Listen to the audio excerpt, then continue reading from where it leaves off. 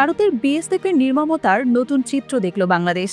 একদিনের নারী পুরুষ শিশু নির্বিশেষে ১১০ জন নিরীহ মানুষকে জোর করে ঠেলে দেওয়া হলো বাংলাদেশের মাটিতে। কুড়িগ্রামের ঘুমন্ত সীমান্ত যেন আর্তনাদে কেঁপে উঠল। খাগড়াছড়ির সবুজ পাহাড় বয়ে আনল একরাশ আতঙ্ক।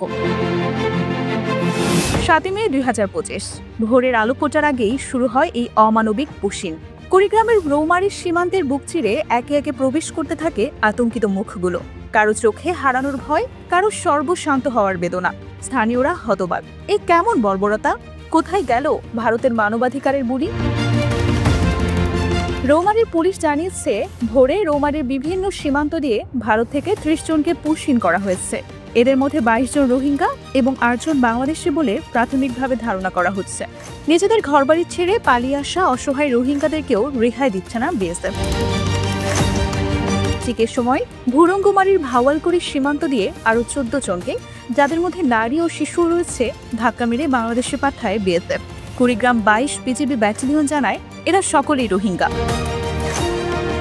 কিন্তু এখানেই শেষ নয়, যেন কোনো খ্যাপা হায়না রক্তের গন্ধ পেয়েছে।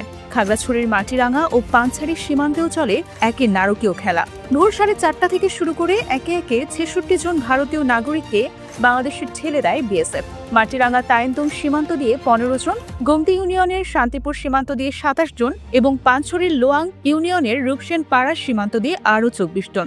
যেন সীমান্তের ওপারে কোনো মানব বসতি আর রাখতে চায় না তারা। আটক হয় মানুষগুলোর দাবি, তারা গুজরাটের বাসিন্দা। তাদের অভিযোগ, বিএসএফ সদস্যরা নাকি তাদের বিমানে করে সীমান্তে নিয়ে আসে এবং সেখান থেকে জোরপূর্বক বাংলাদেশে ঢুকিয়ে দেয়।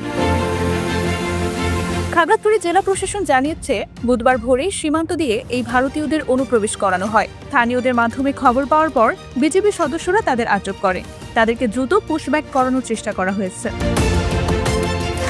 কিন্তু প্রশ্ন জাগে, কেনই নির্মমতা? কেন একটি দেশের সীমান্তরক্ষী বাহিনী নিরীহ নাগরিকদের এভাবে জোর করে অন্য দেশে ঠেলে দেবে? এর পেছনে কি কোনো গভীর ষড়যন্ত্র রয়েছে, নাকি এটা কেবলই ক্ষমতার দম্ভ? এই ঘটনা শুধু সীমান্ত এলাকার বাসিন্দাদের মধ্যে না, গোটা দেশ জুড়ে তীব্র ক্ষোভের জন্ম দিয়েছে। সাধারণ মানুষ প্রশ্ন তুলছে, আর কতকাল এই নীরবতা? আর কতকাল বিএসএফের এই অমানবিক আচরণ সহ্য করতে হবে? বিজিবি সদস্যরা আটক হওয়া মানুষগুলোকে হেফাজতে নিয়েছে। স্থানীয় প্রশাসন ও পুলিশ সার্বক্ষণিক তাদের সাথে যোগাযোগ রাখছে। তবে মানুষগুলোর ভবিষ্যৎ কি? তারা কি আদৌ তাদের স্বদেশে ফিরতে পারবে, নাকি যাযাবরের মতো অনিশ্চিত জীবন কাটাতে হবে তাদের? এই ঘটনার রেশ কাটতে না কাটতে আরও একটি প্রশ্ন উকি দিচ্ছে, বিএসএফের এই বাড়াবাড়ির কি কোনো শেষ নেই? আন্তর্জাতিক রীতিনীতি ও মানবাধিকারের প্রতি কি তাদের কোনো সম্মান নেই? বিশ্লেষকরা বলছেন, সময় এসেছে বাংলাদেশ সরকারের আরও কঠোর পদক্ষেপ নেওয়ার। এই অমানবিক আচরণের তীব্র প্রতিবাদ জানাতে হবে আন্তর্জাতিক মহলে। সীমান্তের উপরে যারা ঘৃণ্য কাজ করছে, তাদের জবাবদিহিতার আওতায় আনতে হবে। আর কোনো নিরীহ মানুষকে যেন এমন নির্মমতার শিকার হতে না হয়, এটাই এখন সকলের একমাত্র চাওয়া।